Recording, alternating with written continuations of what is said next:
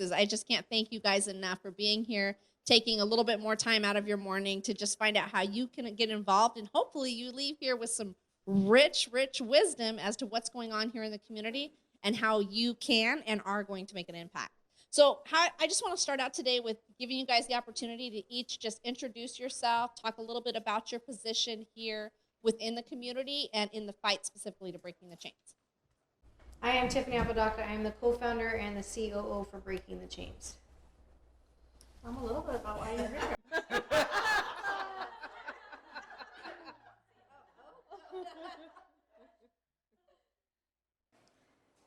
I'm a survivor of childhood sexual abuse and childhood abandonment. This potentially gave me an insight in knowing the feeling of hopelessness and unwantedness and all that other stuff that kind of comes with those things as a child. In my own area, God was rebuilding me and creating His light inside me. With that being said, in 2008, I had become, I accepted Jesus Christ in my heart, and from that point forward, started becoming heavily involved in my church. We had a connection with a home in Guatemala that assisted financially with minors of human trafficking victims, and I also was leading women's Bible study and doing other kinds of things. So my heart was already being pulled that way. And our church at that time was an inner city church. We were actually on Palm and H Street. So we were in the area of seeing all of kind of the stuff happening out on the streets and that kind of thing. And my drive to church was down Motel Drive at that time. During that time, I was seeing the women on the side of the road, and then my heart would just yearn. I just wanted to pull over, and I wanted to tell them, because now I had filled the void and knew that there was something greater, and that there was purpose, and there was hope, and that there was life and love.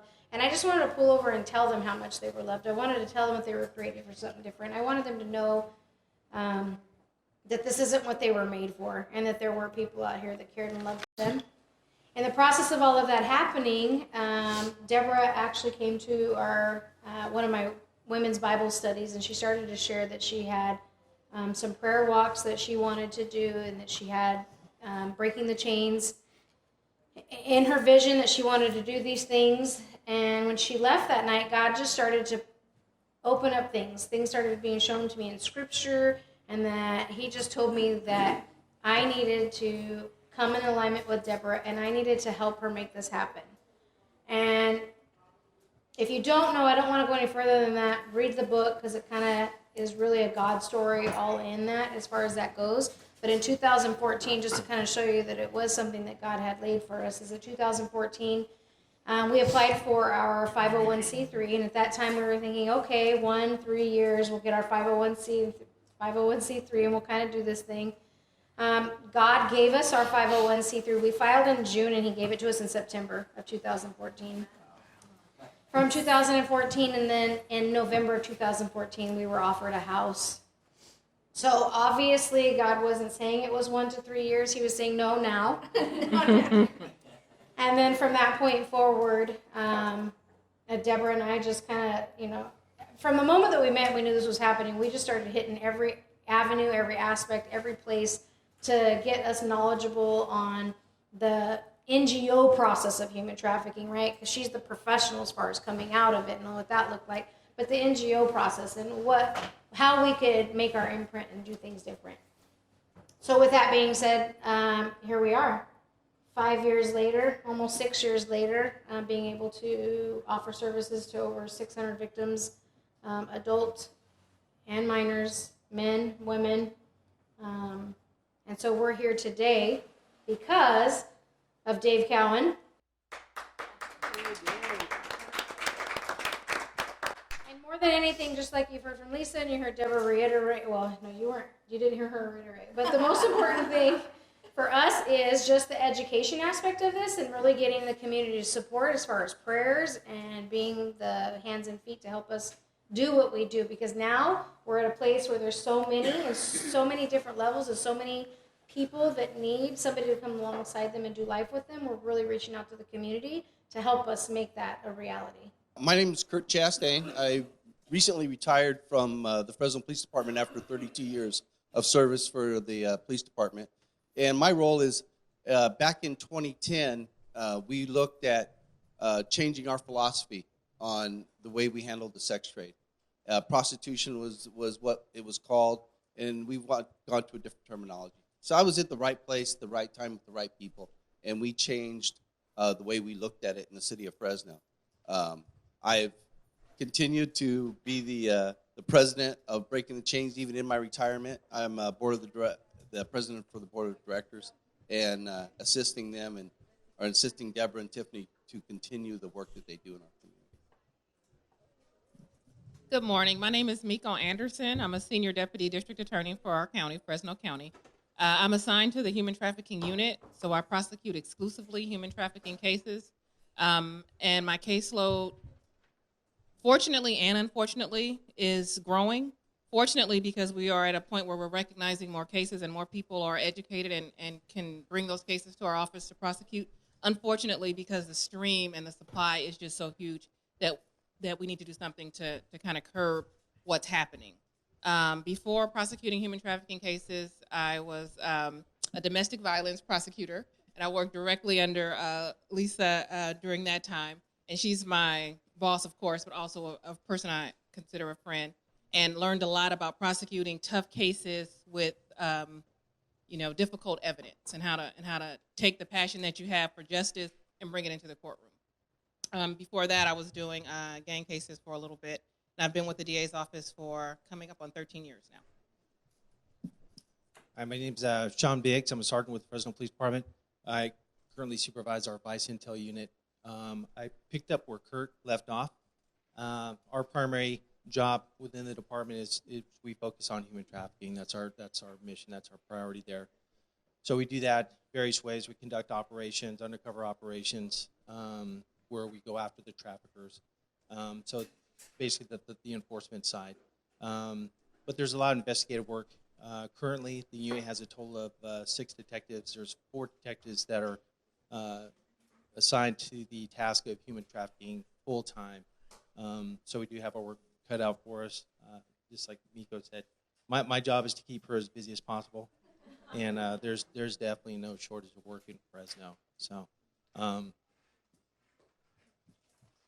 Good morning, everyone. Thank you all for being here. My name is Jaime Magallon. I'm a special agent with the FBI. I supervise our violent crime squad, and one of the focuses that we have is human trafficking and crimes against children. We partner up a lot with our local agencies, and we're here to assist anytime that there is any federal aspect to one of their cases, and or we find federal cases on our own. It is amazing that you all are here because we do need your help.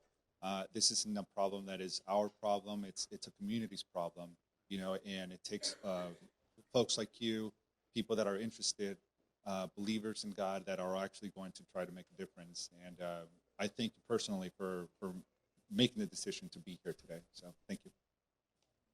Great. Good morning again. My name is Lisa Smith-Camp, and as you know, I think if you were in the service, I'm the Fresno County DA, and I really am the most fortunate person that gets to sit on this panel because honestly, I provide the funding for Miko and her unit and allocate that funding, and these are the people that do all the work.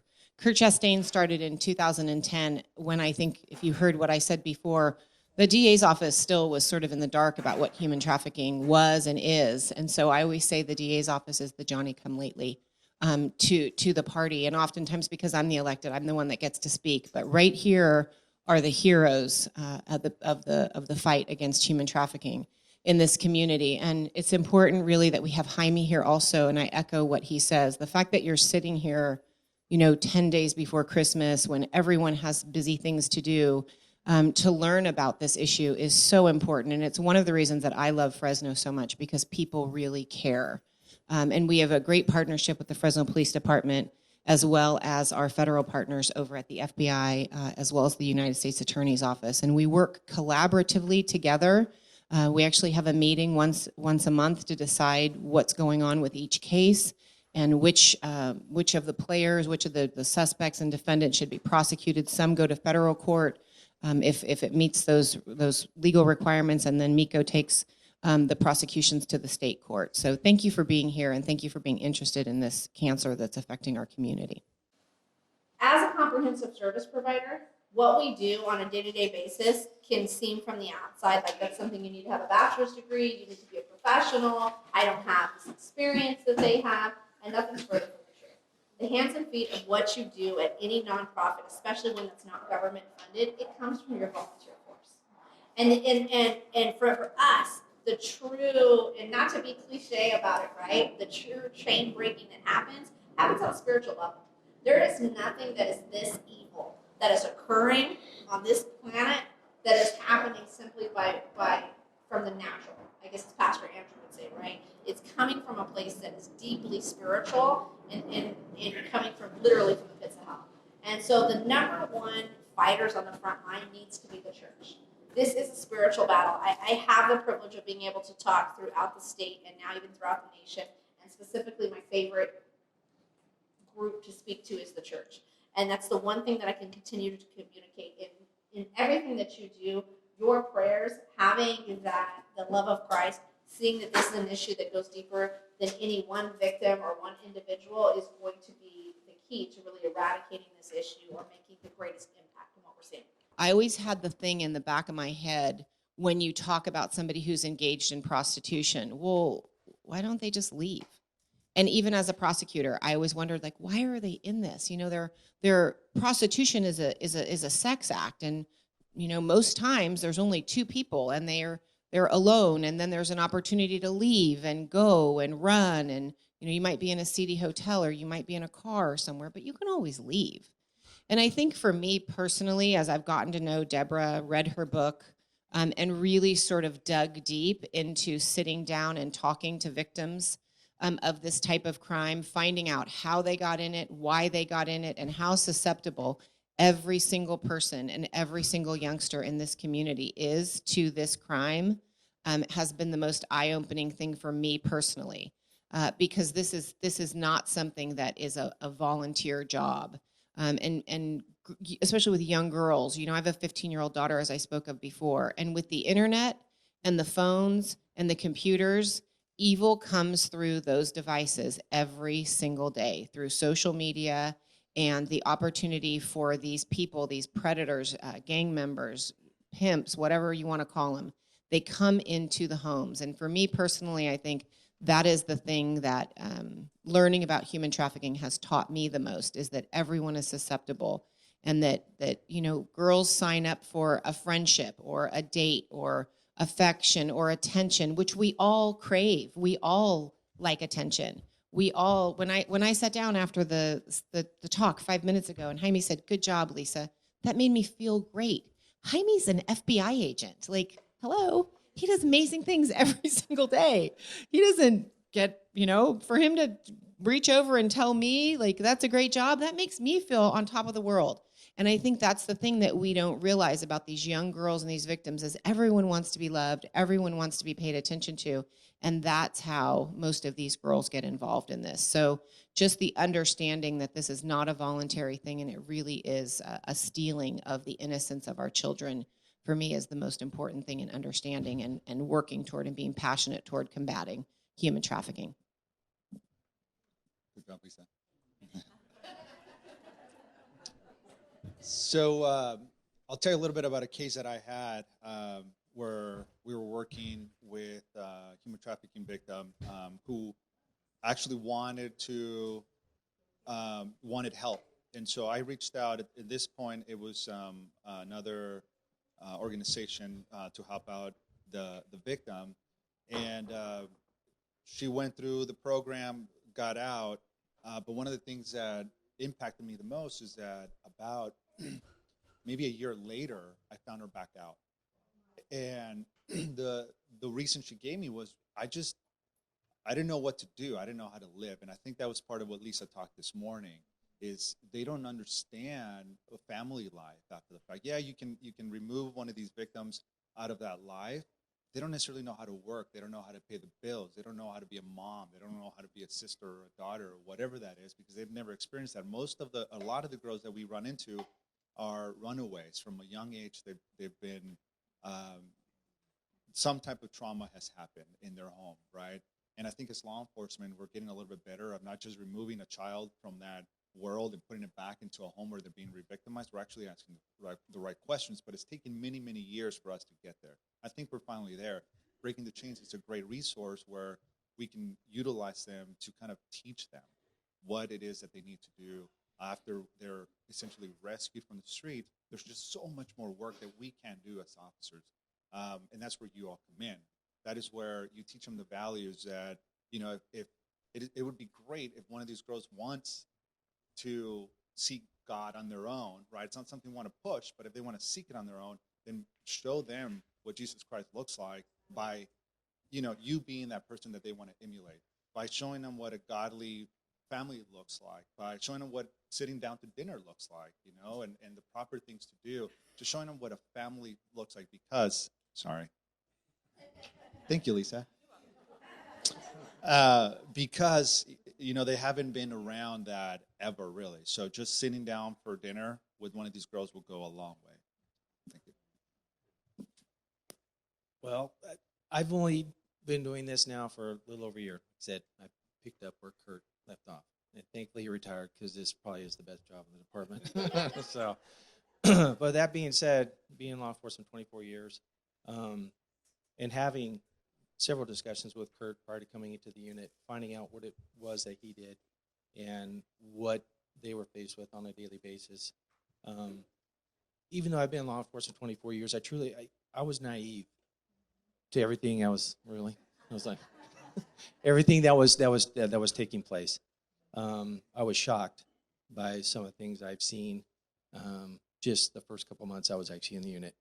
And taking into consideration, I've seen a lot of violence, homicides, shootings, stabbings, domestic violence, seen all that, but nothing really prepares you for really this it's a different world. It's in like an underworld. It's the underbelly, and it's for lack of better words, it's a business. These females who are victimized, you see a lot of folks who are associated with gangs. These young females, they don't have to be cultivated. There's no need to replenish it. They're always there. So it's truly kind of taken on a business model for a lot of these pimps and gang members that we've seen. And our mission from day to day, it does. I think for me, I'm still trying to wrap my head around the totality of what we're facing here in not only the city, but the state. Obviously, Fresno's the 5th largest city in the state of California. We're a waypoint between the Bay Area, down south, Vegas. So not only do we have our own problems here just within the city, we see problems from other cities. And just in the short amount of time I've been in the unit, I've become very good friends with other sergeants in Bakersfield, Los Angeles, San Diego, Sacramento, San Francisco, Sunnyvale, you name it, Bay Area, and Las Vegas, because these folks, they're transient. And they take the girls around, and so it's truly, and I say state, it's truly a nationwide problem. But it's this think globally, act locally. So that's what it is for us. Every day we just got to show up, we got to fight the fight. And just our counterparts in the FBI, we'll come into contact with a female. Not every female goes through the judicial process. Sometimes, if we've had enough contact with them, excuse me, we'll just hand them directly over to Breaking the Chains. And but you do see females you come into contact with, some who we end up arresting. They aren't wanting help at that point in time, and then you'll come around the next day and you'll see them back down the street. And you kind of scratch your head, and I try to wrap my head around it, how prevalent this problem is, but you just got to fight the fight. It's one person at a time. And we definitely couldn't do it without the assistance of the district attorney's office. That's where we're in such a unique situation that we find ourselves in. And actually, that's why it is a model in the state of California, not the nation, that we do have the relationship we do with the non-government organizations, Breaking the Chains, Fresno EOC. You don't see those type of relationships down south or up north. A lot of those relationships are contentious and for unknown reasons. But we do have, we're fortunate to have the relationships we do here in the Valley. And we couldn't do what we do without the DA's office, without assistance from the FBI, and without assistance from Breaking the Chains. So, guys, moving forward, just remember it's one victim at a time, one victim at a time. Everybody's got to fight the fight, and that's why it's so important for you folks to be here, because it's truly, without the community's help, there's no way we'd ever, have the successes that we do now.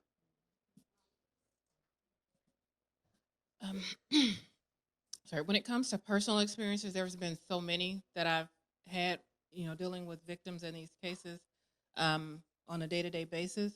I guess the biggest takeaway that I have, there are a few, but the first one is just the amount or the intensity of the level of evil, if that makes any sense. I would never expect a person to treat another person, even if you have no regard for that person in particularly, but to treat another person the way some of our victims are treated. And when you see that on a day-to-day basis, and you see it case after case after case, and you realize that the victims need services well beyond the criminal process, right? Because they still have to go back and live, so they need those services. You understand why these organizations breaking the change is so important. But when you see that day after day after day, I don't think that you guys realize what an impact it has on us to know that we have people behind us. Because it's very difficult to fight that fight when you feel like you're fighting it alone, when you're fighting something that seems so great. One of the instances that I can remember, and it was one with one of the detectives from FPD, Grant Bradford. We had a case where we had a victim who was a minor, but she had special needs as well as being a minor.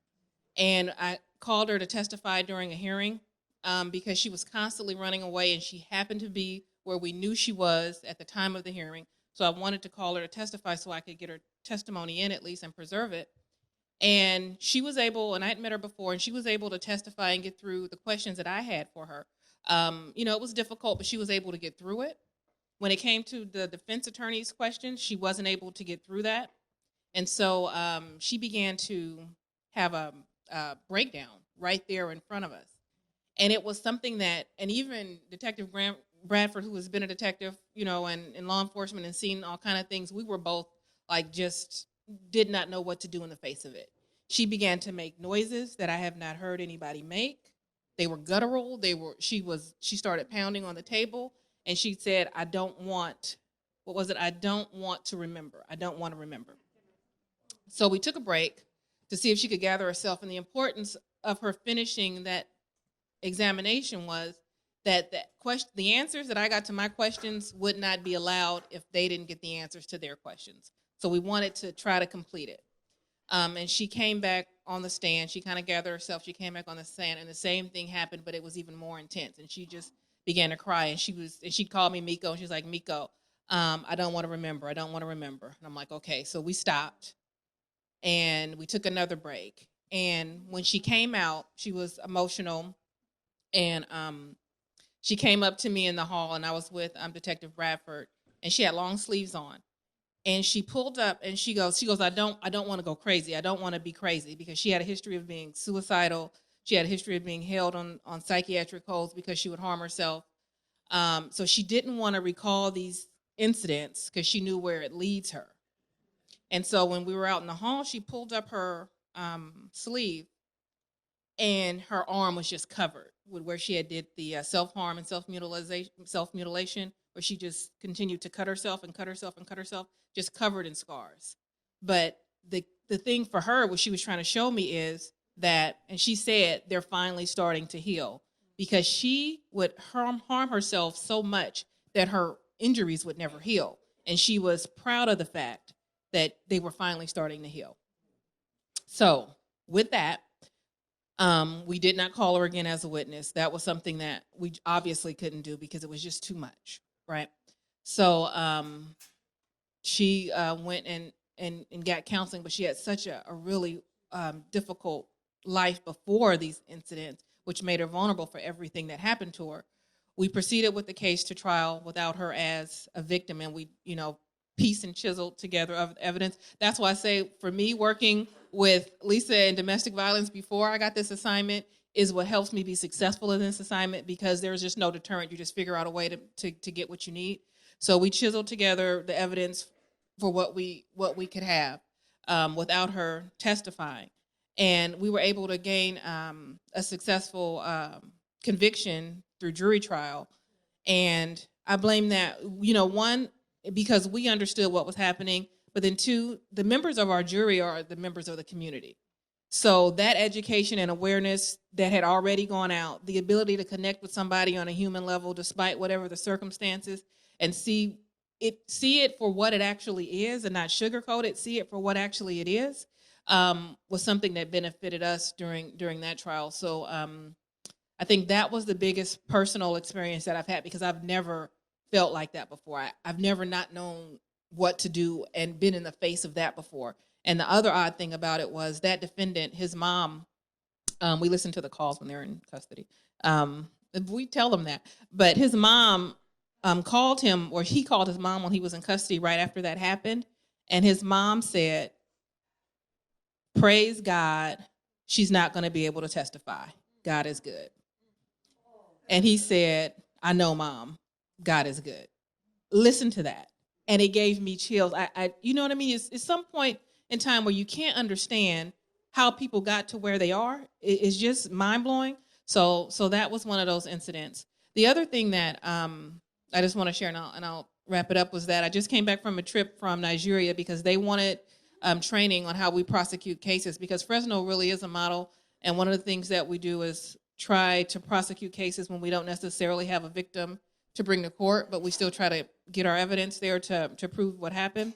And although their circumstances and their situations and everything else is completely different as far as how the trafficking occurs, it's completely consistent with what we do. Like it's the same exact form of exploitation, and it's the same exact level of evil that they have there that we have here. It's just so consistently, it really is a global problem, and we are doing our best to combat it. But it's one of those things where it's bigger than just any one segment. It's not just law enforcement, and it's not just the NGOs or the non-government agencies. It's everybody, because that's the only way that something like this horrific, because it really is a tragedy, can really be combated. Thank you. Yeah, and I thank everybody on here. When I sat here and listened to Miko and Lisa talk, and it brings back those cases, and that case was real too when we worked it. But I have a kind of a different perspective. Like I told you, I recently retired from the Fresno Police Department after 32 years. But one of my first investigative jobs back in the early 90s, like 90, 91, is I was a vice detective. And I was an undercover vice detective working the prostitution world, sex trade, human trafficking. Those terms weren't in law enforcement at that time. And so I was like every other vice detective in major cities up and down the state. And those vice detectives that I trained and talked with, we were going out and we were arresting individuals involved in the illegal prostitution.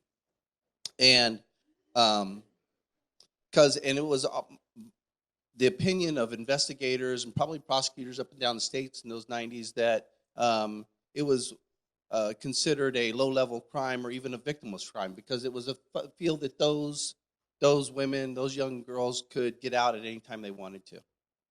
And through my experience, not in the vice unit, but nothing is farther from the truth. My detective's assignment in the Vice Intel changed. I went to sex crimes and homicide, where I was now investigating these horrendous crimes of these women that were raped and brutally tortured. And I was looking at it from a different angle. I was now looking at it as a sexual assault investigator of trying to gain their trust so I could hear that whole story and hold that offender accountable. So after working homicide and sex crimes, in 2009, supervisor position came back open in that unit that I once worked in. And as a much younger man, driving that red undercover car up and down Blackstone, and with the radio loud, pretending like I was Don Johnson in a Fresno kind of way, right? But I had this experience now. I had this experience of talking and getting the trust of these victims to hold these offenders accountable. And this new term had come up in the state, and mostly on the East Coast, of human trafficking. So I went in and I told Chief Dyer, I go, we need to really look in the mirror on this and have that paradigm shift of investigating, just a simple step of investigating from a victim standpoint, and like we do in domestic violence, like we do in sexual assault, and have that NGO or that advocate available for these victims. And just that simple little shift. And it made such a huge difference. Back in the younger days of, if we did 1 or 2 pimps a year, that was a great year. That was a great year. In the first 2 or 3 years, we were doing 13 to 14 traffickers because of a new philosophy and a paradigm shift to investigate from a human and a victim standpoint. And I've got to give Lisa some huge credit. And in 2010, I couldn't buy a case from the DA. And our first successful prosecution in Fresno County for a human trafficking victim was with the U.S. attorney. And when Lisa came into office, not only did she take that and just change it, but she gave us Miko and a support staff that I left no greater legacy in all the things that I did in my career than what we do in human trafficking. So it's a very personal standpoint to me. And when you see, and Miko kind of led on to it, the torture behind the scenes that even as a vice detective I didn't see, it's all about perspective. I know, I love him so much. Different perspective for you guys to see from the breaking the chain standpoint. So Deborah and I get them fresh out of rescue. Deborah and I get them when they are so broken that there's not much hope or light in their eyes. So Deborah and I have the opportunity and the privilege to get to know their backstory. The greatest thing that I can share with you about anything that Deborah and I do, and I know that she will co-sign this, is that when you see that light finally go on, and you finally see that they have hope for something different than what they faced, because everything that they've been given prior to that, they had nothing, no will to live, no will to drive, no will to change anything because they don't know anything better or different. So with that being said, for us, I think the greatest thing for us is that we get to do life with them, and we get to see when that switch happens and when they actually become successful in everything that they're doing. Oh my goodness. You guys rock, man. You guys rock. So I think you guys can begin to see, right there from the beginning, some of the personal experiences that are happening all around us, right? Not just within our law enforcement and our prosecution, but with the NGOs. And I think that's incredibly powerful, because as we move forward and shift gears here, I want you guys to begin to move into a position of understanding what you can look for, right? What's actually going on, and maybe even some of the specific areas that you can eventually start to think about and cultivate within yourself that you want to make an impact in partnering with Breaking the Chains and the Bridge. So as we shift that gear, what I want to know is, what do you think the number one thing that people need to look for here in Fresno would be? And if that's in dispelling myths, looking for red flags, and just something they should keep their eyes on. I know that I just want to say this for us as Breaking the Chains is one of the number one myths that we seen, and I even believed, and this is a second generation victim, right, was that this was primarily, so I believed I would see 80% of the victims coming in off the street would be coming from impoverished, right, and broken homes.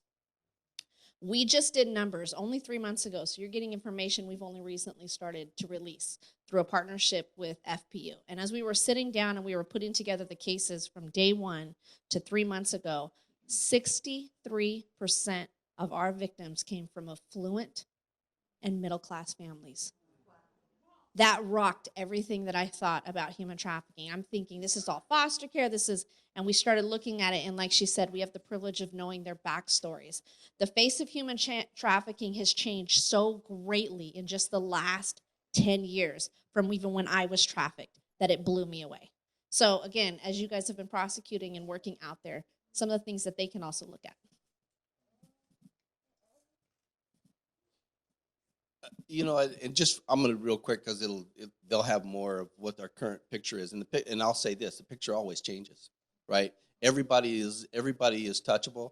The one thing that I always tell people is keep your head on the swivel and keep your close ones close, and know your neighbor, right? Because it happens to everybody, and it's so will creep into you so quickly. I mean, they're relationships that seem to be legitimate, maybe at the surface, but they're not. And it's part of education on this. I mean, these offenders, as evil as they can be, and they seem so sweet.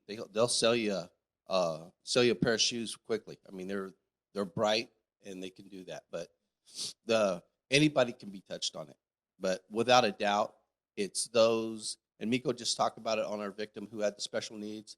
That's the saddest part about it. The people who are weakest in our community are beyond their highest number to be approached because they don't have the tools or the support to get caught. That person get caught at.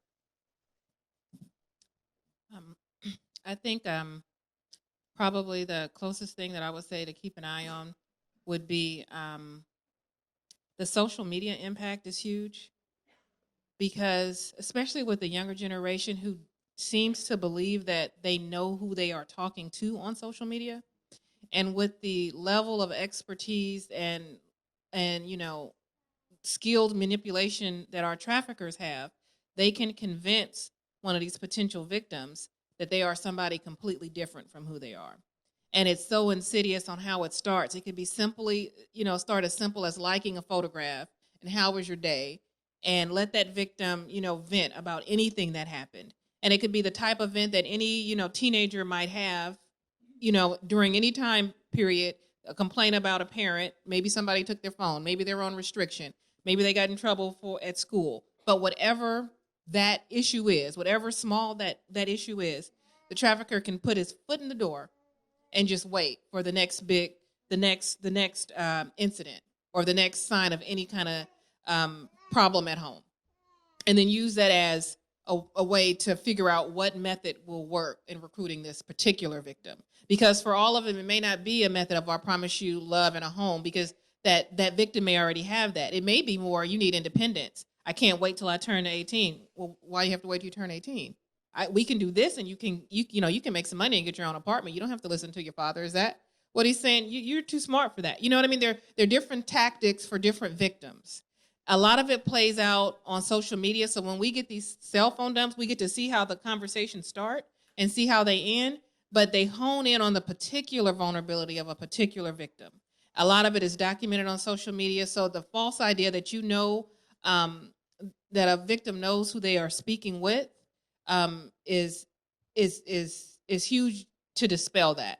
So any loved one that you have, keeping in contact with that social media, because it really is like a window, a doorway to a whole nother world out there. And they are so good at hiding who they really are, and it can affect anyone. And especially when it's a younger generation, because they tend to automatically think that when you're of a different generation, you have no idea what's going on in the real world. You're overthinking it. That's just because that's what you do at work. You think everybody's bad, and they have no idea. And it's a good thing. They have no idea how evil the world can be, and how evil, and the kind of things that people are capable of.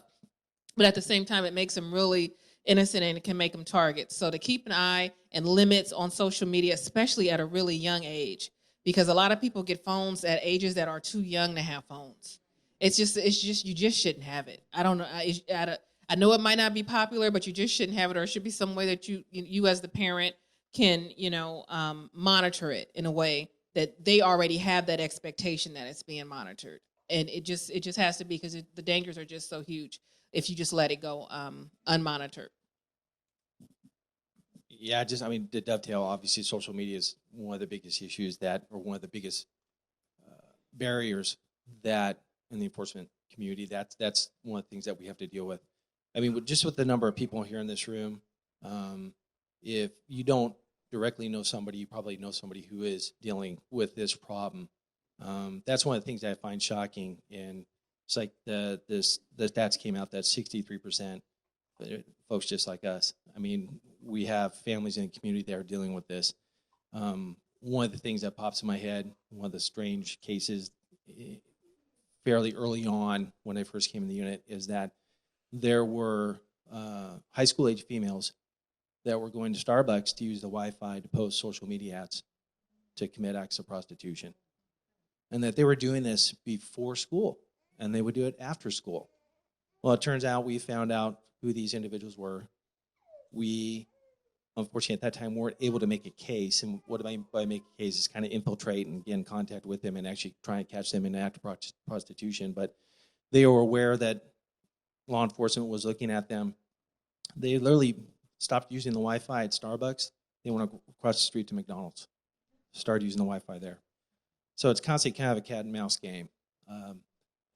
This just happened recently, probably 3 weeks ago. We do a lot of undercover operations on Parkway, which is in between Belmont and Olive, just over by Freeway 99.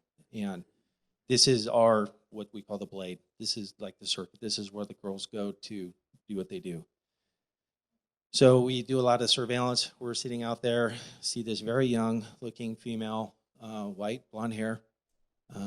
We watch. She's approached by a male. She gets picked up by the male. We follow them, we follow them away, and they go directly to a hotel called the Roadway at Crystal and Olive. And before they can go or get into the room, we stop them right there, find out what's going on. We know, and that's basically because the detectives and the process is fairly consistent when it comes to prostitution. We're able to confront them right then and there. And so we have the male half, the demand side, and we have the female half, the supply side. I was shocked at some of the reasons she gave me as to why she was out there. She was 18 years old. She had just graduated from high school in high school here in the Valley. I'm not going to say which one, but real close to home. And I asked her what was the reason. Why was she doing this? She's trying to make her car payment. She just bought a brand new car. She wanted to pay the note off. She had a regular job, but she didn't want to work 8 to 5, and she didn't want the federal government taking all the taxes, is what she said. Okay. Somebody told her, somebody gave her this idea. She didn't come up with this and say, oh, I'm going to buy a brand new car, because we dug a little further.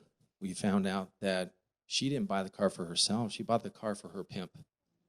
And her pimp was using that car to take her down south to Long Beach, to Los Angeles, to San Diego, Las Vegas, so she could pay for his car, is basically what's happening. So, but there's all sorts of reasons. We have to remember that we're dealing with a segment of the population that do feel like they know everything. I got 2 teenagers at home myself, and they know everything, right? But these pimps don't look at the kids who are on the up and up, who may involve themselves in other activities so they aren't exposed. They go for the most vulnerable people in the population, the ones who can be influenced, and the ones who are open to the idea or suggestion that this is a good way to make money. So if you do find you're coming in contact with someone who may say that they have a teenager who's all of a sudden, just for no reason, maybe started isolating themselves from family members, they aren't as communicative with family members or friends, they stopped hanging out with their friends, maybe they're hanging out with people that they've never seen before. Other individuals that even just cause them concern. It's one of those things, it's kind of, see something, you need to say something. And you may not be able to do that on your own. And there's lots of times I come in contact with mothers and fathers of these human trafficking victims who are so closed off, they shut themselves off from their families that they are unable to communicate. Well, I end up communicating with those family members. And even though I'm on the enforcement side, I do have my partners to my left and right here. And I know that if I have a mother or father who has questions, I may not be the best person to answer those. So I'm gonna give them Deborah or Tiffany's number, because I know they're gonna pick up that phone. So just realize there's always gonna be a resource out there. So if you do see an individual or somebody who are kind of displaying those types of symptoms, just understand that there's a lot of fraud, coercion, that they may not voluntarily be doing this. They may think they are, but there's always going to be some backstory. The pimp's going to want the money, and just like I said, it's just part of the process. But definitely the social media, we can't keep up. There's always something new popping up, and even the popular ones: Instagram, Snapchat, Facebook. people are posting ads on those social media platforms to do human trafficking. And there's always something that's new that's popping up. TikTok is one of the fairly new ones. Yeah. Yeah. Right. Yeah. Through even through video games. So it's just everything that's attached in that medium or form of communication. Yeah, that's one of the biggest things. That's one of the biggest challenges that we're finding. My son had a friend over the other day, and he has an Xbox, and the Fortnite disgusting video game is at my house very, very infrequently. And he said to one of his friends, "I can't play Fortnite." And his friend said, "Why?" He said, "Because my mom is afraid I'm going to become a school shooter or that a human trafficker is going to come through the TV and get me." He wasn't kidding, and he wasn't trying to be funny, because that, and again, I have information and knowledge that the average person doesn't have. But the one thing that I would say is talk to your grandchildren. Talk to your children about talking to their children. Because if you don't, someone else is going to do it. And that makes them so much more susceptible. So I'm going to go to the church. Lisa's point is true. I speak a lot to parents, trying to educate the parents, because I believe that's where it starts. So I'll go to different community events. I'll go to different high schools. I'll speak to the kids. I'll speak to the parents. I recently just spoke at Fresno State to the graduating nursing students, because they're going to go out there and maybe see some of this trauma. Similar to Lisa and everybody here, we'll speak to whoever we want, or we will hear us, because education is truly something that we need in order to help us achieve our mission. And I always tell parents, I was speaking to a little 11-year-old girl last week about incidents that she had related to social media. And I talked to her parents, and I was very proud of her parents, because I always tell parents there's two types of parents. The parent number one calls me and says, "Hey, I was going through my kid's phone and I found this picture, or I saw this ad, or I saw this. Can you please help me?" That's parent number one. Parent number two is, "Oh my God, my daughter has been assaulted, or my daughter is missing, and so I need your help," right? So there's literally, every parent is one or the other. Either, "I can't believe she did this. She was my best friend. I thought she was telling me everything," or, "I know she's a child. I still go through her phone," or whatever. So what I'm trying to say is, be intrusive, be a parent. These days, we're so afraid to parent that we want to be their best friend first, but that's not what our role is. Our role is to be a role model and to safeguard them and make sure that nothing happens to them. And doing that means that you are in their phone. You are looking at what they're doing. You are asking questions. You do know where they're going for the weekends, right? And one of the things that I don't know what you all do here, but I'm sure you have a lot of different careers and things that you see people coming into your establishments. If you're doctors, if you're teachers, you're probably going to see a lot of these signs, right? These folks, these women and men, just remove themselves from society. If they go in to talk to a physician or something, if they're even allowed to go, a lot of times they're not going to be able to talk to you, or somebody's going to be talking to them. It's a female. Typically, another female is going to be answering questions. So there's certain things we're not going to be able to do. If you're a teacher, right? These kids, like the panel was saying, these kids are being recruited right out of high school. Other teenage boys are recruiting teenage girls because they're promising them this life of traveling, going to Vegas, going to San Diego, having money and luxury. And social media tells women and girls nowadays that that's the life you want to do, you want to have. And so they know that that's what they're going to use to go after these women. And so, looking for signs of just, if you're in schools, girls that all of a sudden, they're missing for the weekend. They're taking trips on their own. They're getting gifts. They have a boyfriend who is very controlling. They're trying to hide information from you. And unfortunately, there's no A plus B equals C. It's so hard to figure out exactly who a human trafficking victim is, because there's no formula for it. But being educated and just saying, that seems kind of weird, and knowing who to call is the best thing you can do, because any one of us here would rather go and investigate something that turns out to be nothing than not get a call and then it's too late for us. So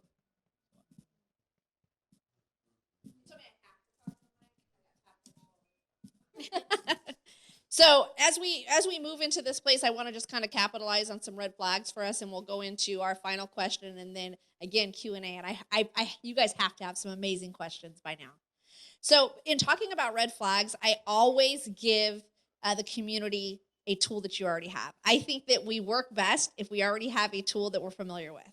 So the great news is that for the last 20 years, we've been talking about alcohol and drug abuse, gang involvement, suicide prevention, right? Behavioral health issues, on and on and on and on. And what's really great is that every one of those topics have some incredibly awesome similarities that you can use to help start the question, start the process to know if there is some sort of involvement that needs to happen. So human trafficking, exactly as Jaime said, I love that you said that, Jaime. That's awesome, is there isn't a formula. But what you can do is pull from what you already know. If a child is becoming withdrawn, if there's all of a sudden any type of emotional or behavioral change, something is going on. And not that I want to deflect from human trafficking, but it's something detrimental. If it's something like bullying or domestic violence, because we see a lot of teen domestic violence, gang involvement, drug abuse, again, suicide, depression, all these things are, could be sub-symptoms of something greater. And it's from that place, quite simply, that you're able to do exactly what Jaime said. You're able to say, look, I need to look deeper. And again, do not, I have to reiterate that. Do not be afraid to be intrusive. I love what Lisa said. We have grandparents in this room, right? We have parents in this room. We need to really bring back some old generational values into what's happening in this community. I coined a phrase a long time ago, and I'm a little egotistical, just kidding maybe. So maybe we'll see it somewhere one day, where I said with freedom comes slavery. We so often forget that with all these new liberal freedoms, that there is so many people becoming enslaved in so many other areas because we don't understand the ramifications and the consequences of a generation that is truly, truly over-sexualized and desensitized to violence. These children are low-hanging fruit. As being a second-generation survivor, I not only have had the experience with survivors, but with traffickers. And it may shock some of you in this room, and I won't give him away because he doesn't want to be given away. By the grace of God, he found his way out 6 years later. And although just because, the gang lifestyle and the level that he was as a trafficker involved, he doesn't choose to speak publicly. But he has moved out of that. He has sought forgiveness. He has found himself in a new life. And thankfully, he didn't catch any criminal charges. But he said something that rocked me. He said, Deborah, when you're talking to the community, I need you to make me a promise. And if I get emotional, this was about a year ago when he told me this. He said, you know better than anybody. You're right. These guys need to be locked up. If they won't stop doing this to our children, I know. He goes, but you need to let them know that their girls are knocking on our door. The problem started at home. He said, you know that. You sat next to me in those motel rooms because he was my trafficker at one point. And it rocked me. I remember watching girls fight to see if they could get his attention.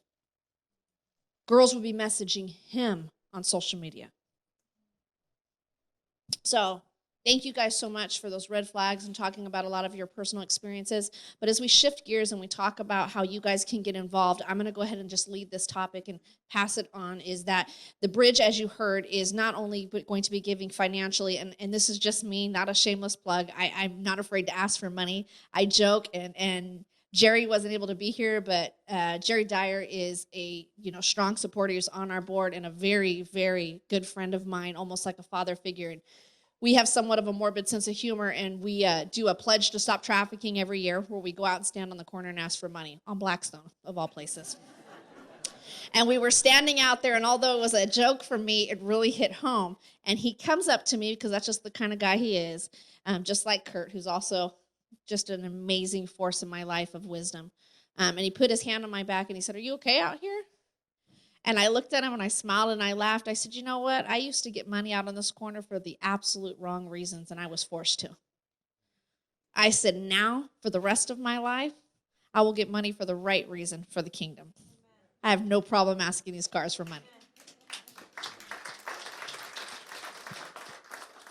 So with that said, yes, your financial contributions are needed. Breaking the Chains is privately funded, right? Community-based organization, so we rely on the church. But there's some extraordinary things that are happening within the Bridge. And sitting down with Dave Cowan, please give him a hand real quick. I'm sorry, I have to do that. He did this, you guys, he really did.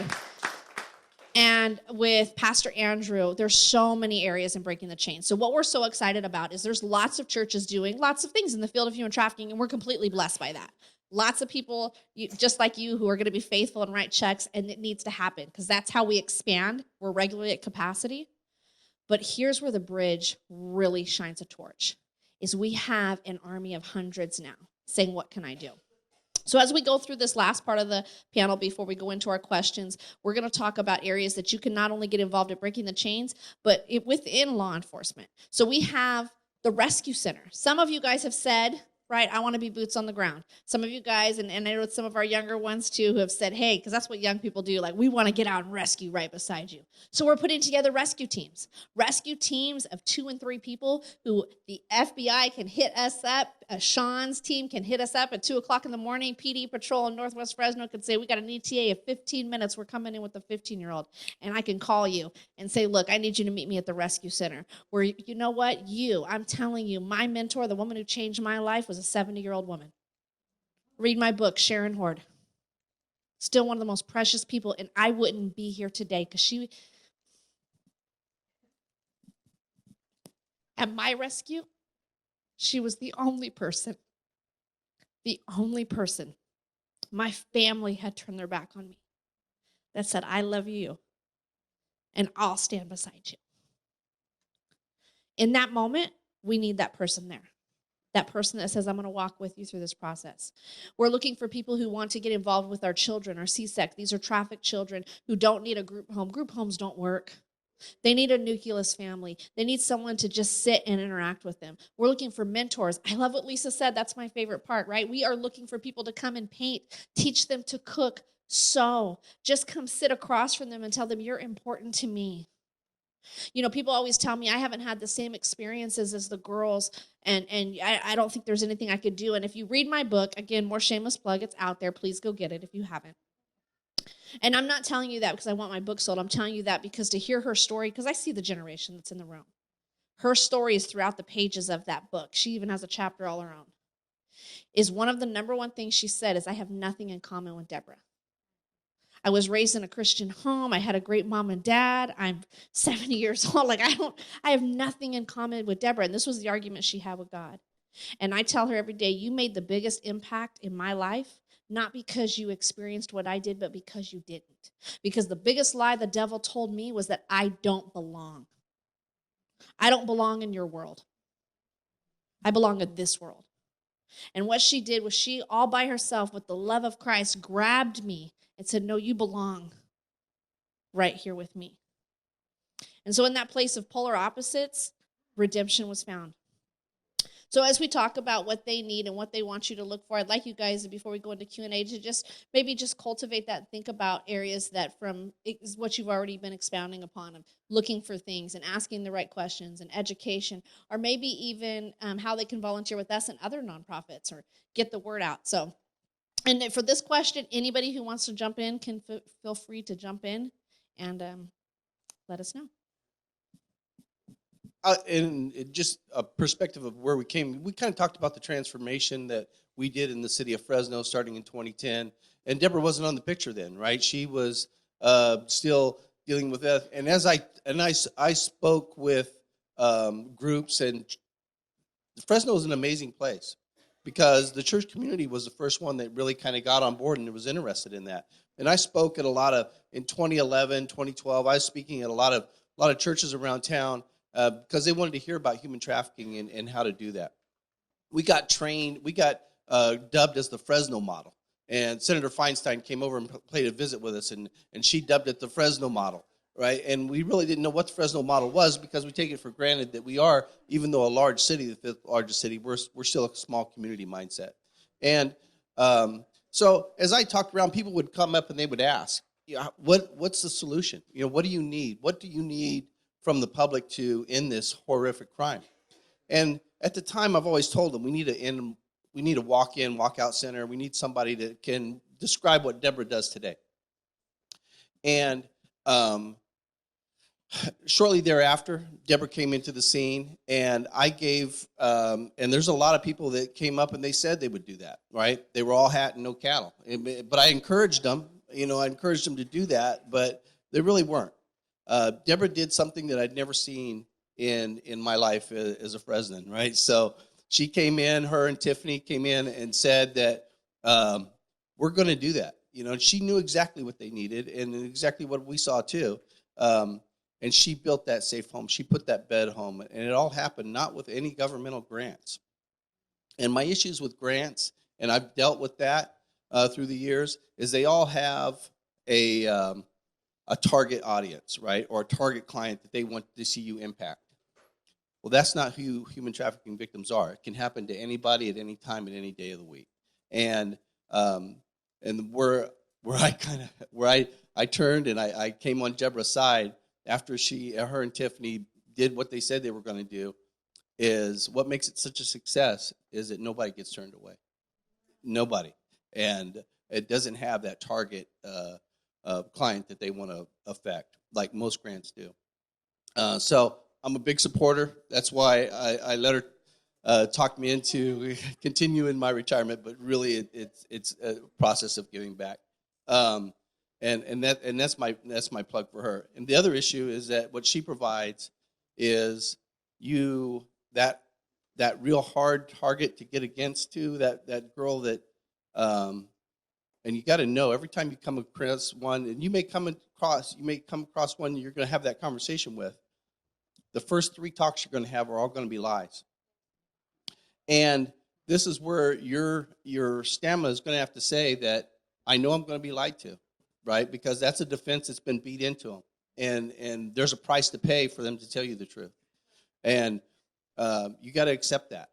And don't be judgmental, because if you were like me, once you were lied to, you lost that trust for somebody, right? You don't want to hear them again. If you're going to lie to me, then I don't want to help you. You've got to get over that.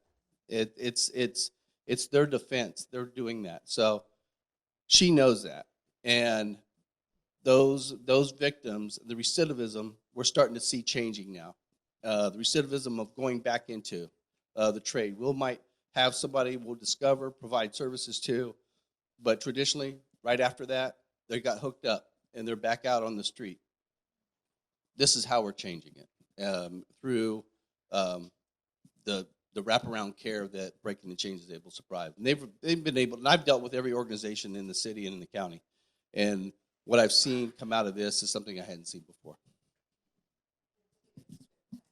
Okay, so it looks like we have, for time, I'm going to jump into questions. There was a national survey last year completed showing that 50% of the churches are involved in the general area of social justice. Right. They do different kind of things, of which only 20%, which is a very, very small number then, address this issue of human trafficking in some form in their community. And those that are doing it are doing some very creative and very significant interventions. When you come now to Fresno, is there any church that is a model or an example of what can be done? And what is the profile of the Fresno churches involved in this area of endeavor? I think that Dave Cowan is going to be so happy you asked that question, and he's going to play this all over you too. That's why we're here today. Seriously, that's an amazing question, because right now, pretty much the stance in Fresno, which is awesome, I don't want to take anything from what other churches are doing, has been financial contribution and projects. That's what we see, right? Which is what we need to as well, right? We definitely need financial contribution, and I'm always going to say that, and we need you to get involved, as the youth group you heard about earlier is getting involved in doing the Christmas decorations and things like that for us. But that's usually where it stops. The Bridge has made the decision to become elbow to elbow, boots on the ground with us. So this is where some of the areas we are talking about that will be available, and this is only some of the areas, is forming rescue teams that will be able to operate 24/7 alongside of our rescue center staff. So Breaking the Chains, if you don't know, and I know we talked about it a little bit 2 weeks ago, has our residential, which is our safe house campus where individuals actually live with us. We have our non-residential, which consists of the largest population of our juveniles and individuals who are in some sort of independent, healthy living arrangement. Maybe that's another shelter. It's with mom, dad. It's on their own. Our CSEC kids live with foster families and in some of the group homes here within our community. And our diversion are some of the ones that in the first panel you would have heard about, where these are girls who are on the streets who are still locked in the cycle of manipulation, where they're still locked into a place of misunderstanding, if you will, even within themselves, and they don't know how to get out. They're still walking in that lie. So the police department has had some sort of interaction with them, and through that intervention, they have been told by the courts that they need to come through breaking the chains. And so we provide for that specific group an exit ramp through education and awareness. Understanding those three places, we knew that we needed a 24-hour-a-day crisis and rescue center. Because one of the core pieces that we seen missing here in Fresno was that whenever the police would have some sort of interaction, or FBI or any individual, it was happening in a hotel room, it was happening on the side of the road, they were getting a call going into somebody's front room, or in a hospital room. And none of those are conducive for the level of trauma that we're seeing with these victims. Because what we understand is that the intervention is most successful if it's happening in a safe and therapeutic environment. And the trauma expert in me is coming out, so please forgive me. But because of all the cortisone levels and all the chemicals that are flowing through them and the adrenaline that's going on, it's almost like a scared cat that doesn't know which way to turn. So typically, I know Kurt can speak to this, and Sean, and probably Jaime, when we're out on a scene, is this child or this young adult is like, just get the F away from me. I don't want to talk to you. I just, please stop. I just want to go home. Can you just call somebody, please? I just don't want to be here. Or they're telling you whatever they need to tell you to get out of their face, because that is a safety mechanism. The rescue center is we have a temporary site set up right now. It's going to be this beautiful state-of-the-art facility that should be opening within this year, where at a moment's notice, these individuals are brought here. Example would be, we get a call, ETA is 15 minutes out with 15-year-old victim. We have a team that we call one of you guys, maybe it's a husband-wife team, maybe it's a chaplain team that comes out. They're there, and they've been trained to go through that process with our advocates, our case manager, and law enforcement to provide the highest levels of success. So that's probably one of the most intricate ways that an individual can get involved, to what Lisa was talking about. Paint nights, coming in and doing baking and cooking, right? Coming in and just being mentor support and office support.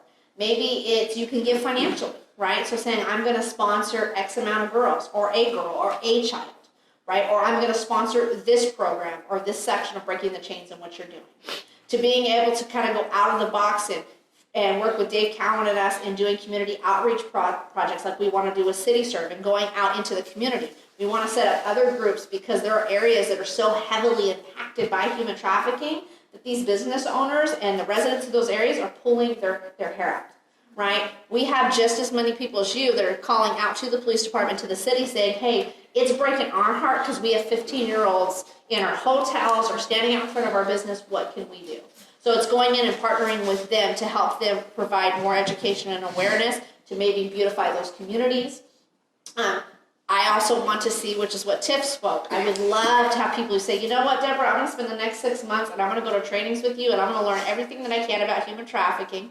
Right, I'm going to take you under my wing, if that's 30 of you or 100 of you, and guess what? We're going to disperse out into other community areas, into high schools, into other community groups, and we're going to begin to educate, because it's through that education that we are able to ultimately make the biggest impact. And I'll kind of wrap up with this and your amazing question.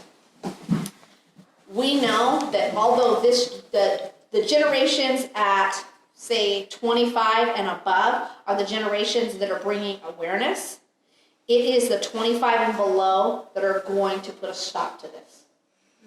That is so important. So it's our job to see the ground. So the bridge is going to be the model. The BridgeChurch is going to show the church, not only here in Fresno, but throughout this nation, this is where we get involved. We're not just going to write a check. We need you to, though. Right? Please do that also. Please do that also, right? We are going to get in the ditch with you, right? We're going to get out there and we're going to help you trench these lines. So, you get question of the day.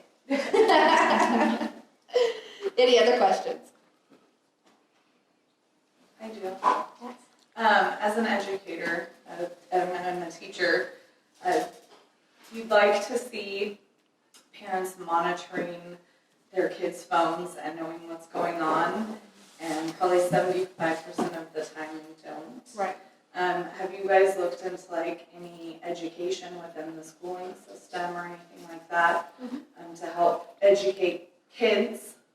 So what I would say is that one of the strongest platforms that we have and tools that we have is collaboration. So in the area of education and prevention, which is another amazing organization, because I won't shut them out, it's the Central Valley Justice Coalition.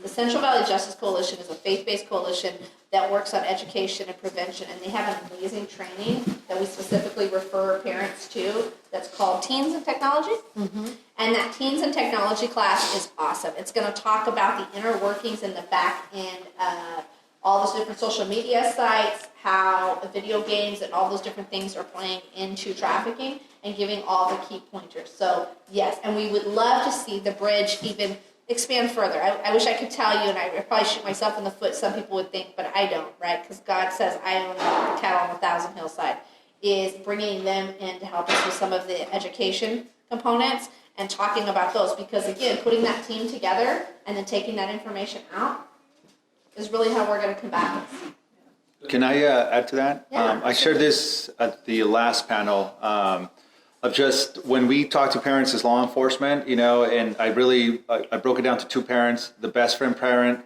that I think everybody's trying to be nowadays is like, they're my best friend and my kid's going to tell me everything because we have this trust. And then the intrusive parent who's like, yeah, I love my kid, but I know he's still a kid, and I was once a kid, and I know what kids can do. When we were growing up, we had different tools that were not as dangerous as the tools that kids have nowadays, right? Social media is a very, very dangerous tool that kids are using and that parents are falling behind. So I know that we do have some training specifically geared to parents to teach them the latest apps, what apps children are using, what apps the bad guys are using to target the children, what apps are being used to hide photos from you, how does Snapchat work, how does Instagram work, TikTok, all of those new apps that are coming out. Just so that you are aware. And if it's one thing that I can share, and I always share this whenever I have parents, is that, parent number one, the best friend, is the parent that comes to me and says, hey, my daughter was a victim, I need help. Parent number two says, hey, I found something on my daughter's phone, I think she's going to be a victim, can I get help? And I'd rather everybody be that second parent. So, your role as parents and grandparents is to be a protector. You're here to protect your children. And protecting them means being intrusive, understanding where they're going, understanding who they're talking to, and knowing everything about the parent. Because a lot of times, teachers, I have a lot of friends that are teachers, what I hear from teachers, and I go and I speak a lot of schools, is that we're tired of parenting these kids. Parents are not parenting at home. So, in essence, parents just have to be part of that solution because it starts at home. And on the educational component, 2 years ago, I think it was 2 years ago, the educational code was changed, and it was human trafficking was initiated and supposed to be addressed in the K through 12 system, but it was up to the individual school districts to determine how and that was going to be done and what was going to be said. And I've really been surprised that none of the local big three, Clovis, Fresno, or Central has bitten in on that and has derived on that. I know the Fresno superintendent, the Fresno County superintendent, he was all in for it when that first came out. We had that discussion, but it is really stalled, and I don't know why. So. Yeah, we do need to see a push. And don't get me wrong, Bob's a great friend of mine and a huge supporter of Breaking the Chains. So I don't want to lose any traction in that area, but yeah, it needs to be pushed because right now it's a paragraph in a sex education. And the Fresno Police Chaplaincy in with the MOU with Fresno Unified, they have a small part where they have a stealth program. The stealth program where they go into the schools and they talk about quality relationships, what a quality relationship looks like, and that. But it doesn't address the manipulation, through the internet. And how that's done. It doesn't explain on how a relationship has to be really looked into before you get into it, because a subcontext to that. But, and that's the biggest key to people. I've always asked, how do you solve human trafficking? It's going to be education. Yeah. And you got to be able to prevent it. The survey that I referred to, the national survey, also came up with an observation, which I thought was quite interesting, and I'd be interested in your observation on it, particularly you 3 men. This field of intervention is a woman's world. These are primarily girls on the street, and the interveners are primarily women. In contrast to that, men have been the abusers, and the authoritative force of a community, the police generally, are male. So you have a sexual issue here in the sense of women being more supportive and helpful and intervening, and men being more of the hurtful counterpart, to their life. And the degree to which that is true, then gals on the street become very fearful of men. So they have really no power or no influence or no ability to intervene at the street level. That's a woman's world. Right. And I'd be interested in your observations of that. You found that to be true. And I'll give you that. Law enforcement has been long time criticized. I call it the three-headed snake in the sex trade world. You have the supply, the demand side, and those who recruit and exploit for the monetary out of that. The pimp, the trafficker. Yeah, they're all men. No. Not all. No. We've prosecuted. Miko's prosecuted female pimps and that. But I'll guarantee you the overwhelming percentage is. But that dynamic has changed. But the three-headed snake. So, and law enforcement has a long time been criticized about not going after the demand side of the trade, or that John who's going out to solicit that female. So we in the Fresno Police Department, we routinely put on John Ops, where we just strictly go after the demand side. And Sean has taken up the unit, and they've done extremely successful in the massage industry at going after those. But so you have to go after those. I agree. And the recruitment, the big king of that, the middle head snake is that trafficker. Those people who are recruiting and promoting that. And you have the PAR program. You can tell them about this. And then, it's a complex issue out of that. But we've been extremely successful. I don't think there's a gender issue about connecting with a victim. For a male officer to connect with a female, it has to be the right person.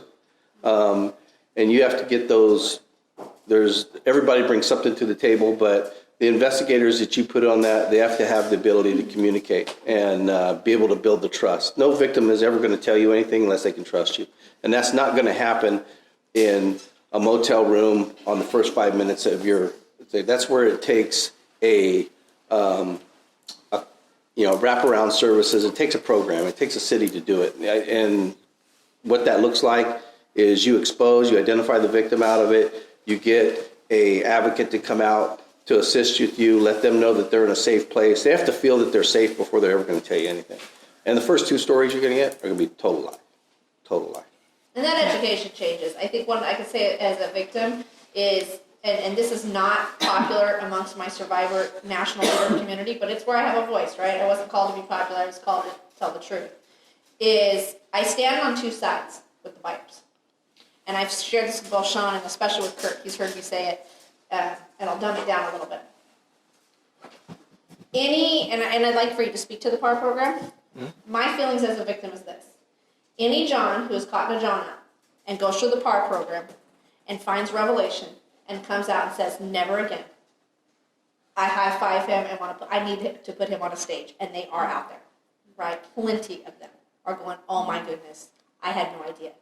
Because as a victim, I can tell you, I'm getting all my teeth replaced, so we don't have to get too sad about the next part I tell you. I'm very excited about that. I have a better smile than anybody here. More expensive, too. But I lost almost all the teeth in my mouth on this side simply trying to get out of trafficking. I had my jaw shattered in addition to numerous injuries. And I'm telling you that my story is nothing compared to the stories I hear every day. But when I walked into the room with that John, I had the biggest smile on my face. You were the most important person. I told you about how I love this life, and I'm just doing this, and I have I had whatever great story. I'm paying my way through college, and this is what it is. And you would have thought, oh my gosh, this is good for me. I'm helping her. It's a victimless crime. And I knew even if I walked out of that room, and I can tell you, I can't count how many times I walked out of a hotel room and puked. So sometimes I feel like we drive down the wrong road with that because it's a lack of education, what he said.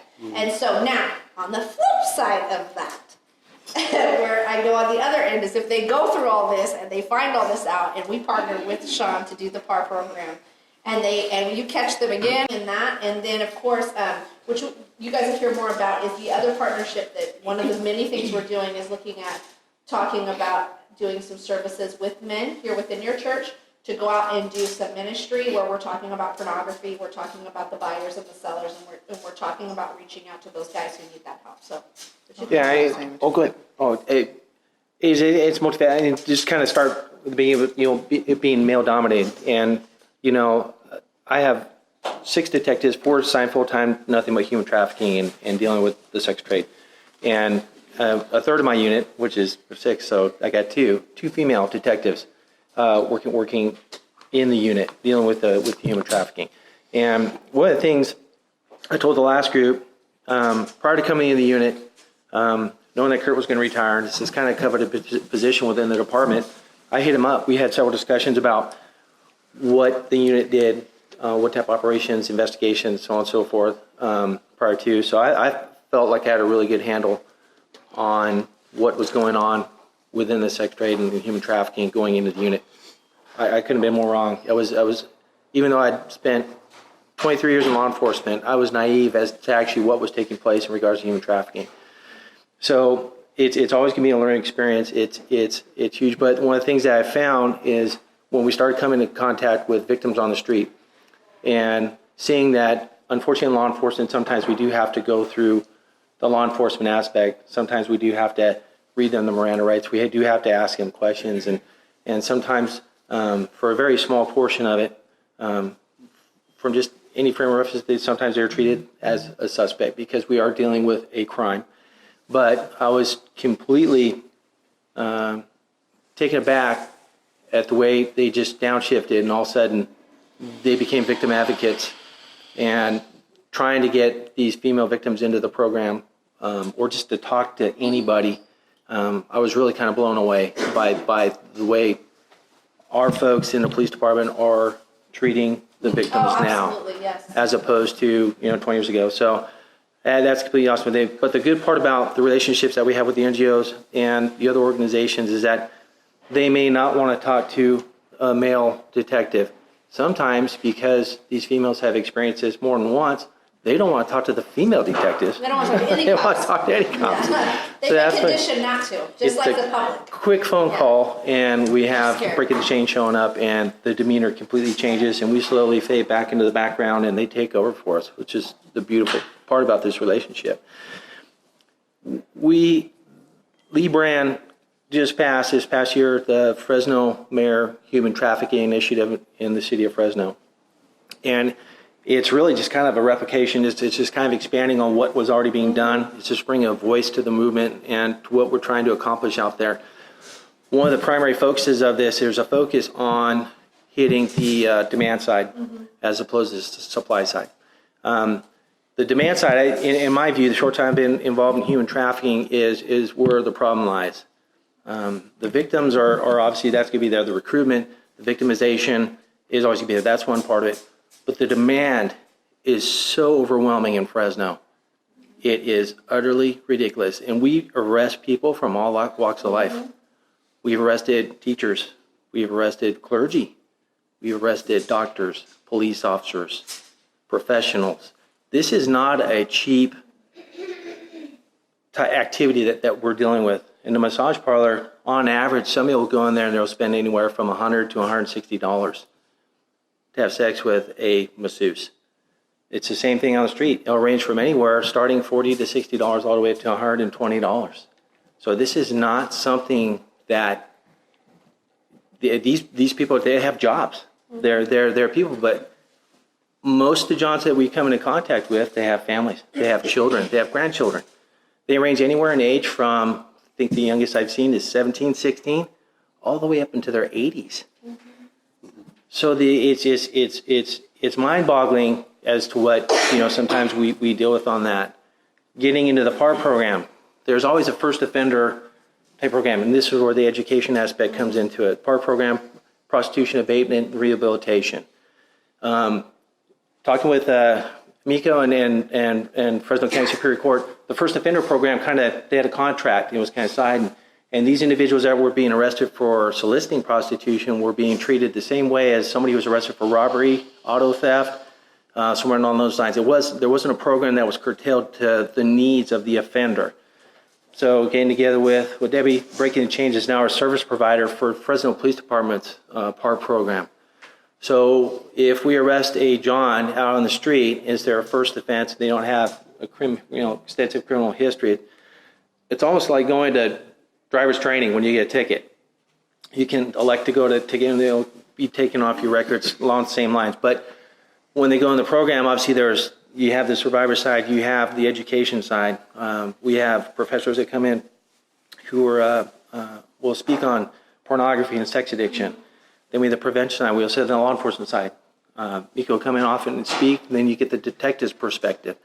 So that's the whole goal, is to change the behavior, because that's definitely the other side of the battle, and we take no. Those first offender programs, they have value. I did a study on ours 8 years ago. And PAR program we've had over 20 years. But the study that I had done showed that it was like a 5% recidivism.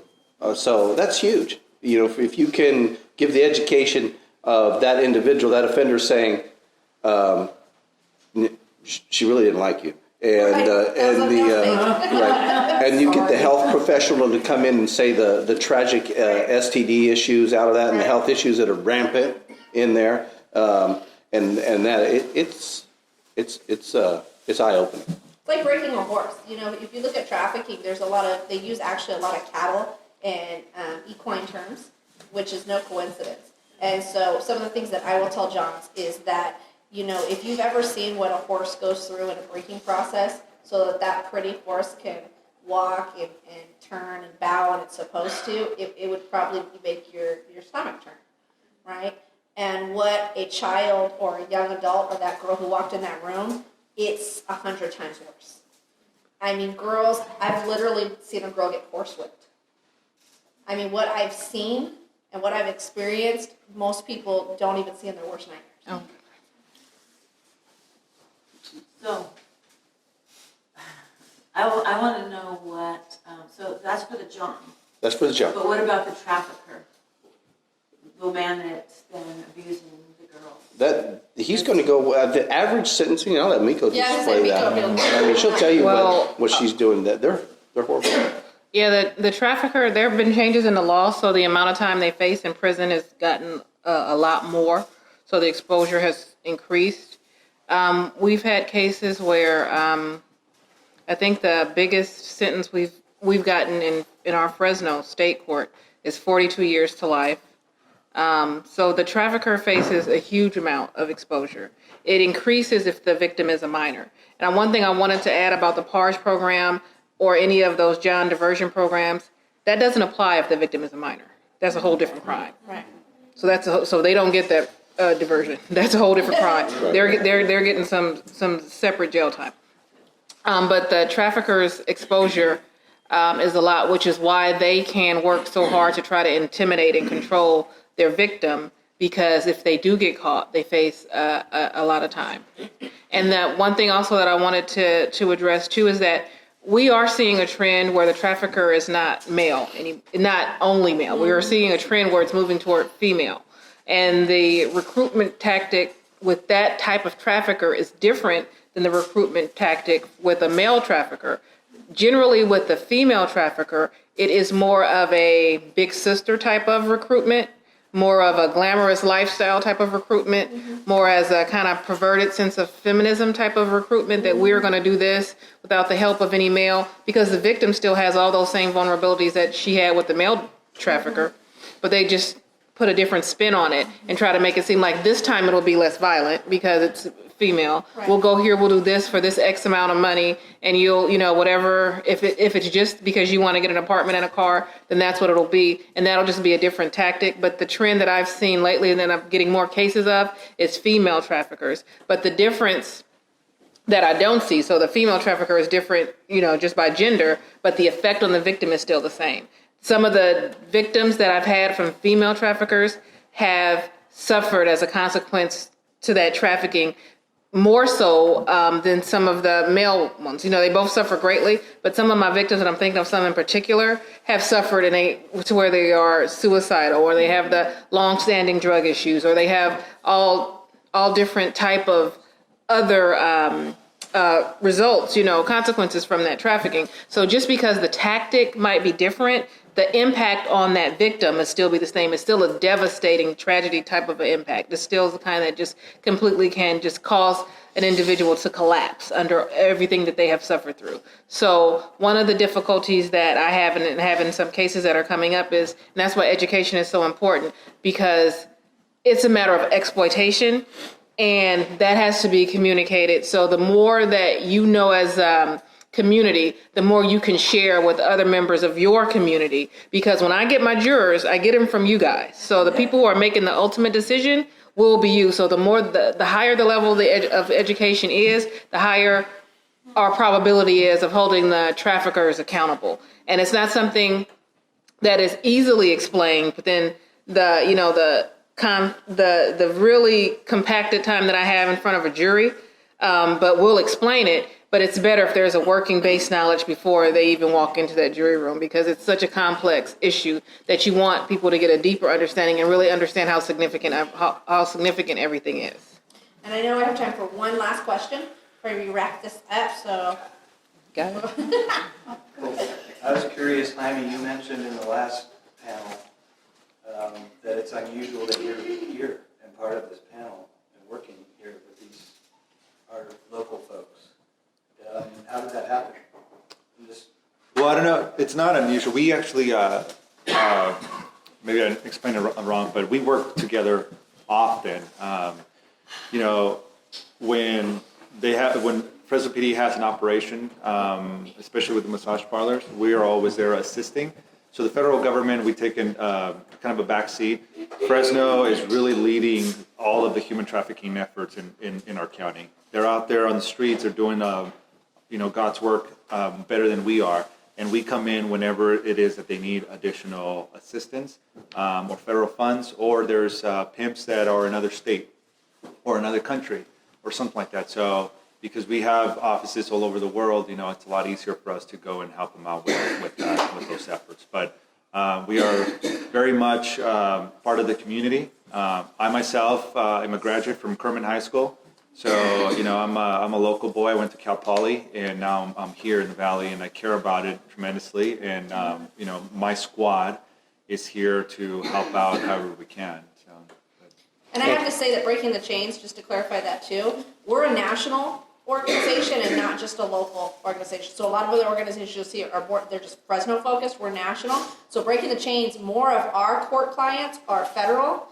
Because most trafficking ends up intersecting over county and state lines. So I have to say that a huge volume of the victims that we've housed and served and provided direct services to, maybe not even just be coming from Fresno, but they're coming to us from Florida or Texas or, up north or down south. And having that federal, we're seeing that in everything. Every time I go on an operation, you guys got a fed there. The federal agencies are involved in every single human trafficking task force in the state of California.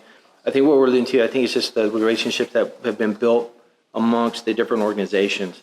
Right. With the FBI, we've done at least a dozen operations with their involvement. Yeah. And sometimes you get the manpower, and it's going to be prosecuted at the state or local level.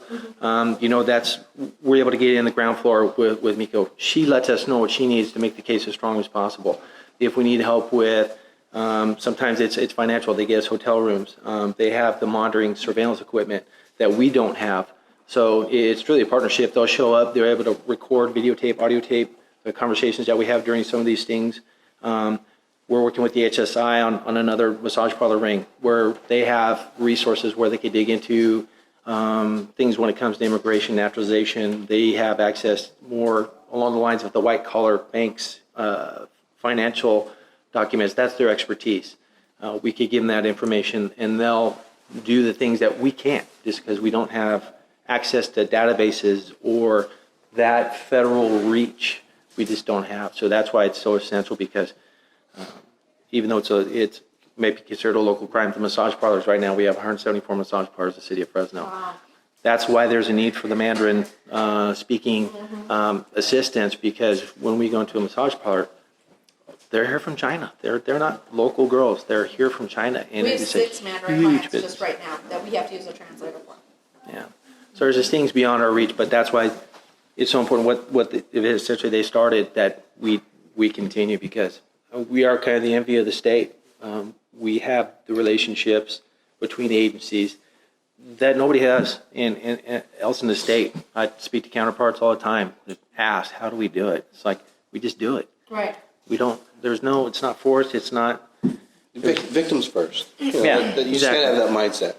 It's not about you or what you do. It's about, just helping them. And then, and the FBI has always been indispensable. It's a real transient crime, right? Because that's traditionally offenders keep them on the run all the time, on the circuit, it used to be called, but and that's not to let them develop friendships, or stability in any area. So it's a real transient crime, and that's where FBI's resources come into contact. We've had victims out of Denver that the offense was happened here, we're prosecuting here, but the victims are going home, and you have an FBI agent who can keep in contact with the victims there. So. And you guys might have seen, I know if you go on our Facebook, you're going to see a few different articles. You just got to scroll down a little bit. One that comes to mind, and Jaime may or may not remember this. This was, I think it was the year before last, the headlines across the nation read that something about a human trafficking operation. The FBI, in partnership with other law enforcement agencies, rescued 123 children in a matter of hours. Children. They did this widespread from West Coast, East Coast, and just slammed down on all these major networks. 123 children in the matter of hours. And there was one, we were part of Operation Dog Track, which was just phenomenally, had to be so amazing that we got to be a part of that, because it was actually a Dogpound gang member, if you read my story, that initially took me in 1999. And I mean, everybody from Fresno PD, DEA, FBI, everybody was out there on the grounds. And I don't remember, Kurt, you remember, what was it, like 37? Or it was like a crazy amount of, just here in Fresno, just in a matter of hours, again, traffickers and victims that were pulled out. Yeah. And it's bigger than what you think. I always felt that I was the most knowledgeable person in the sex trade in the city of Fresno. I'd been in it the longest. I was a detective, supervisor of it, and my majority of my career was as an investigator or a supervisor of investigative units. And when this operation goes on and we're listening to wiretaps on big-time gang members for human trafficking, I found out how little I didn't know, where victims were being recruited and out of Fresno and shipped to Virginia to be exploited there, and it was all out of Fresno. I mean, you only have so many resources. You got to get everybody to do that. Yes. Question. Since the victims of human sex trafficking are still predominantly female, there's an obvious apprehension of a trust issue that I think female victims would have with males. So what are some practical ideas that males of our church, for example, could do to help with this? Well, I guess I could speak to that in this, and you guys, you're out of luck for a second because I'm kind of a storyteller. Not trying to have a shameless plug, but in 2018, I was very honored to be the 2018 State of California Woman of the Year, one of them, right? And what I have to say is, and I leave him unnamed because I don't want any defamation of character lawsuits, but there was an individual very high up in politics that was actively a part of the most heinous part of my trafficking, and which is one of the reasons why I stayed silent. It wasn't females, and I called Kurt, right, almost in tears. And I said, I can't go to Sacramento because I think he's going to be there. And I'm getting this prestigious award. And Kurt showed up with, 4 detectives and himself and drove all the way to Sacramento. And they sat around the outside. And I mean, they were there for me. But it was so incredibly awesome for that. So I tell you that because the greatest position that I think men can have is to show up. When we first did prayer walks, we specifically went to PD and said, and this is what God showed me. I said, I need the chaplaincy to take that big van with the star and drive beside us up and down Parkway. Because these girls need to see that when prayer is happening, when people are coming, that it's the officers. And kind of capitalize on what Kurt had already kind of put out there. We don't see, truthfully, and I'm just being very transparent, as many issues with girls not trusting guys. Sometimes they trust them too much. Our issue with having men work directly is a lot of these kids and girls, unfortunately, are still working from a very broken place where seduction is the tool that they use, almost subliminally, to get whatever they need. So that's our biggest reservation. Does that make sense? So I think that that's a common myth, is that the girls don't trust guys. We can't have guys scare them. No, it's the opposite. Usually they have more of an offense with women, and that's the relationship we have to work on, but that's safe. And the men, I mean, we can't even have maintenance guys on our campus without, right? Like, I'm not trying to, like, play it down, but without being like, make sure all the girls are somewhere else. Because they're like, the water guy comes, and I got 5 girls like, hey, the water's here! Don't put yourself or your group in a vulnerable position, right? That's the issue. There's always a witness. Yeah, there's always a witness. There's always a witness. There's always and that's the same thing we do in the vice world. You know, there's always a witness. But you want that guy. There are the heroes. And I love that you guys said that, because that's men. You play that authoritative role. And so that's what we need to reclaim. Because, I hear all this, oh, we don't want the cops around, we don't want this around. Like when I drove to Sacramento, I wanted Kurt to come with his gun and badge. As stupid as that sounds, and then the guy ended up not even being there. But to be there, that's what I felt most comfortable with. When I was rescued, I ran to the Fresno County Courthouse looking for a police officer, looking for one single guy. Right? I didn't run looking for my dad. I didn't run looking for anybody else. I needed that badge and that gun. So I think that is just where it gets reclaimed. And the biggest thing is, you're a man of the church, so be that all the time, right? Show them what a true man looks like in their lives, not to victimize them or anything like that. You're a man because you're there doing God's work, and just stick to that, and you'll be fine. Yeah, and that's our next big challenge too. And exactly, we need to impact that young man who thinks it's okay to treat women like that, right? Or even women to treat others like that. So we need to have men hold men accountable for that too. I mean, and I've always promoted that to young men. Hold your brother accountable. The core vulnerability and the core reason that almost every individual is trafficked, it's not exactly as they said, it's not boyfriend, but it's relational. These girls aren't keeping their money. I don't care how many car notes they tell you they're paying. And again, I know I steal the thunder all the time. I stood out at an operation I went out with Kurt and them, and they were on the streets, and I had media with me, and we were doing some filming. And I walked up to a girl I was trafficked with, and here we are 15 years later. And as soon as she seen me, they called me Little Debbie out there. And she runs up. Tiffany was out there, her blonde hair waving, and she's like, Little Debbie, how are you? And I'm like, I'm good. How have you been? I'm like, we're out here. We're doing this. Man, come with me. And I have an advocate standing with me and one of his detectives, and she says, oh, man, I got to get rent for my room, and I got this coming up. And I looked at her, because it's been 15 years, and I looked her dead in her eye, and I said, so-and-so, why are you lying to me? You don't keep a penny of what you're getting. And she knew who she was looking at, and she just looked at me, and she started to cry and shake. I said, you can come with me right now. So thank you so much for saying that. Relationship is so important. I'm going to run over to Corey, and we're going to wrap it up, and you guys can be a part of that relationship. So it doesn't matter, again, where you're at. You have money, you don't have money. You can sew, you can't sew. You can have a conversation.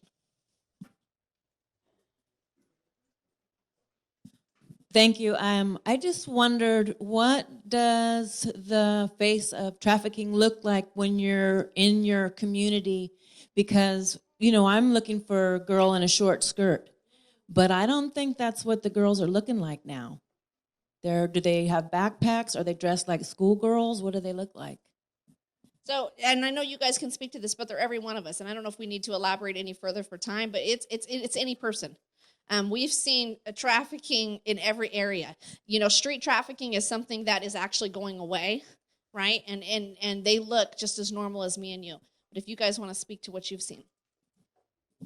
Well, the short dress and the provocative dressing is still out there, but that's going to be on those known tracks. Parkway, Belmont are the major ones here, and they're loitering for the purpose of prostitution, and they're going to have that look. So that's still there, but it could be anybody, and you should look for that lone wolf, because that's what these predators look for. They look for that lone wolf, that kid on the bus stop by themselves, that young girl who's away from the pack. And they're going to do a hit up on it in the mall. They're going to try to hit up on it, get digits. They're going to get numbers from them, and try to make that conversation on it. It's going to be subtle, and that's where the parents and the home front needs to look at, and they need to screen those numbers and screen that contact because that's how you're going to avoid this. I mean, you're going to have to do it that way.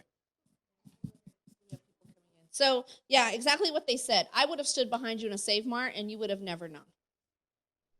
I would have, and I very well could have stood behind you at any Walmart or Save Mart, and so could have many of our girls, and you never, ever would have known. And at the same time, they could be exhibiting all those. Thank you guys so much. You guys, this is great. We are going to be here through the 22nd. Get our brochures, get some information. We are happy to talk to you. They're going to be out after the second service, and definitely, I'm sure you guys can get any information from us on them. We can email it to you, and we can further this conversation. So again, thank you. We have a huge hand, huge hand. So before everyone leaves, and if you could exit quickly because there's another whole group that's going to be coming in very shortly, just remember this is a great giveaway, but this is also the first time that we're entering into a multi-year partnership with an organization. Breaking the Chains has never had a partnership like what we're entering into. And so if you could please be generous with your giving for great giveaway and generous of your time, because we want to set the standard for other churches to be able to follow and partner with Breaking the Chains also. So please give generously. Thank you for your time.